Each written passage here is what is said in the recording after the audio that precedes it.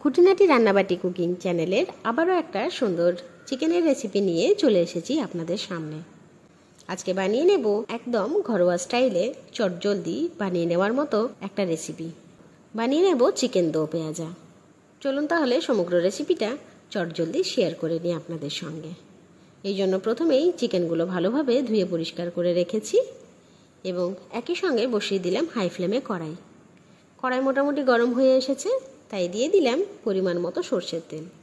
তেলের পরিমাণটা অল্পই রেখেছি। এরপর কোনো রকম ফোড়ন বা অন্য কিছু ব্যবহার না করে দিয়ে দিচ্ছি সোজাসুজি বাটা মশলা। বাটা মশলার মধ্যে রয়েছে পেঁয়াজ, রসুন, আদা এবং কাঁচা লঙ্কার পেস্ট। এরপর একটু নাড়াচাড়া করে বাটা মশলাটা কষিয়ে নিচ্ছি। তবে মশলা সম্পূর্ণ কষানোর আগেই দিয়ে দেব গুঁড়ো মশলা। দিয়ে দিচ্ছি পরিমাণ মতো হলুদ, স্বাদ মতো লবণ, কাশ্মীরি লঙ্কার গুঁড়ো এবং তিখা লাল। এবার সমগ্র মশলাগুলোকে একটু নাড়াচাড়া করে গুঁড়ো এবং বাটা মশলা সবগুলোকেই একসঙ্গে কষিয়ে নিচ্ছি। নাড়াচাড়া করতে করতে মশলা কিন্তু প্রায় কষানো হয়ে এসেছে।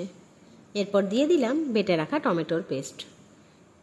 এরপর আবারও নাড়াচাড়া করে টমেটো এবং মশলা দুটোকেই ভালোভাবে কষিয়ে নিচ্ছি। এই মুহূর্তে কিন্তু মশলা থেকে একটু একটু করে তেল বের হওয়া শুরু হয়ে যাবে। দেখুন কত জলদি মশলা কিন্তু কষানো হয়ে গেল। মোটামুটি মশলা প্রায় কষানো হয়ে এসেছে, তাই এবার দিয়ে দিলাম কেটে এবং ধুয়ে রাখা চিকেনের পিসগুলো। এবার সেটাকে ভালো করে নাড়াচাড়া করে উলটপালট করে একটু কষিয়ে নিচ্ছি।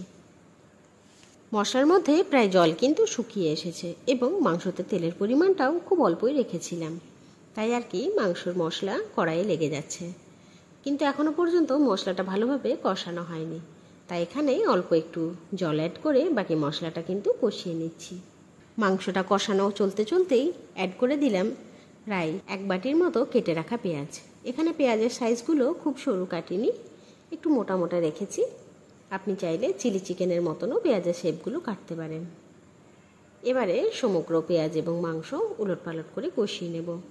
তবে এই মুহূর্তে গ্যাসের ফ্লেম লো করে একটু নাড়াচাড়া করার পর একটা ঢাকা চাপা দিয়ে দিচ্ছি। প্রায় 10 মিনিট পর ঢাকাটা খুলে একটু নাড়াচাড়া করে নেব। নাড়াচাড়া করে নেওয়ার পর আবারও গ্যাসের ফ্লেম লো করে আরেকটা ঢাকা চাপা দিয়ে আরও 10 মিনিটের মতো অপেক্ষা করব। এই রকম বার দুয়েক করা হয়ে গেলেই চিকেন মোটামুটি সেদ্ধ হয়ে যাবে। ঢাকা খুলে এবার দেখে নেব। দেখুন কি সুন্দরভাবে মাংসর মধ্যে কিন্তু একটা দারুণ স্মেল বেরিয়েছে এবং রং সেটা তো বলারই নয়, আপনি তো দেখতেই পাচ্ছেন কি সুন্দর রং হয়েছে, তাই না?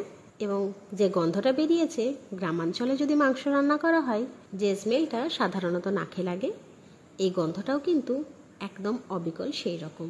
যাই হোক, ঢাকা দিয়ে মাংসটা কিন্তু বারবার রান্না করার জন্য মাংসতে আর জল অ্যাড করতে হয়নি। সুন্দরভাবে মাংসর মধ্যে থাকা জলই মাংসকে সম্পূর্ণরূপে সেদ্ধ করতে সাহায্য করেছে। এবার আবারও নাড়াচাড়া করে একটু হাই ফ্লেমে গ্যাসটা রেখে উলটপালট করে বাকি জলটা একটু শুকোনোর চেষ্টা করছি। সুন্দরভাবে নাড়াচাড়া করতে করতে মাংস রান্না প্রায় শেষের দিকে চলে এসেছে। এই মুহূর্তেই দিয়ে দিচ্ছি অল্প একটু চিকেন মশলা এবং আমার মনে হচ্ছে ঝালটা হয়তো একটু কমই হবে, তাই আবারও অল্প লঙ্কা গুঁড়ো অ্যাড করে নাড়াচাড়া করে প্রায় 2 মিনিট কষিয়ে নিচ্ছি। অবশেষে গ্যাসের ফ্লেম অফ করে দিলাম। এরপর প্লেটিংয়ের পালা। এই সুন্দর চিকেনের দো পেঁয়াজা রেসিপিটা ভাতের সঙ্গে অথবা বাটার নান কিংবা রুটির সঙ্গে খুব ভালোভাবে যায়। এটা বিশেষত আমি রাতের খাবারের জন্য বানিয়েছিলাম, তবে সাথে আর নান কিংবা অন্য কিছু বানানো হয়নি, সিম্পল রুটির সঙ্গেই খাওয়া হয়েছে। অতি অবশ্যই বাড়িতে একবার ট্রাই করে দেখবেন এই চিকেনের সুন্দর রেসিপিটা।